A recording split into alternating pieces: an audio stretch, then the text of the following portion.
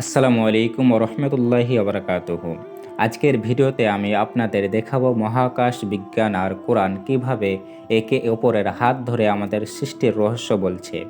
বিজ্ঞানীরা বলছেন কোটি কোটি বছর আগে এই পুরো মহাবিশ্ব, সূর্য, পৃথিবী, নক্ষত্র এসব কিছু একটা বিন্দুর মতো ছিল। এটাকে তারা বলছে সিঙ্গুলারিটি। এরপর হঠাৎ একদিন একটা প্রচণ্ড প্রসারণ বা বিস্ফোরণ হলো, যেটাকে আমরা বলি বিগ ব্যাং।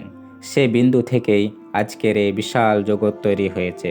উদাহরণ, মনে করুন একটা বেলুনের উপর ছোট ছোট কয়েকটা ফোঁটা দিলেন। এরপর বেলুনটা ফোলাতে থাকলে ফোঁটাগুলো যেমন একে অপরের থেকে দূরে সরে যায়, মহাবিশ্ব ঠিক সেভাবে বড় হচ্ছে। এখন শুনুন কোরআনের কথা। সূরা আম্বিয়ার 30 নম্বর আয়াতে আল্লাহ তাআলা বলছেন, আকাশ আর পৃথিবী এক সময় একসাথে মিশেছিল, তারপর আমি তাদের আলাদা করে দিলাম। একটু ভাবুন, বিজ্ঞান বলছে এক বিন্দুতে সব মিশেছিল, আর কোরআনও ঠিক একই কথা বলছে।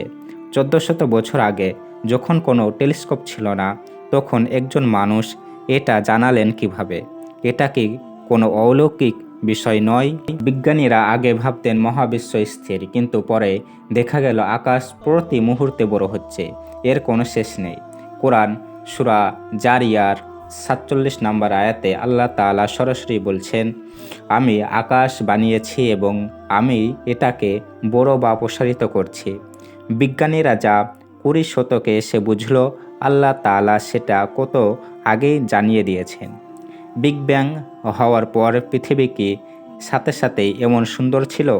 বিজ্ঞান বলছে পৃথিবী আর মহা আকাশ ছিল ধোঁয়ার মতো গরম গ্যাসের পিণ্ড।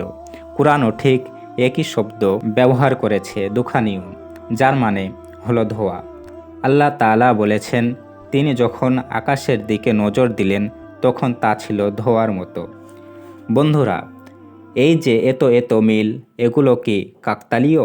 একদমই নয়। আমাদের এই বিশাল জগৎ এমনি এমনি তৈরি হয়নি। এর পেছনে একজন মহা কারিগর আছেন।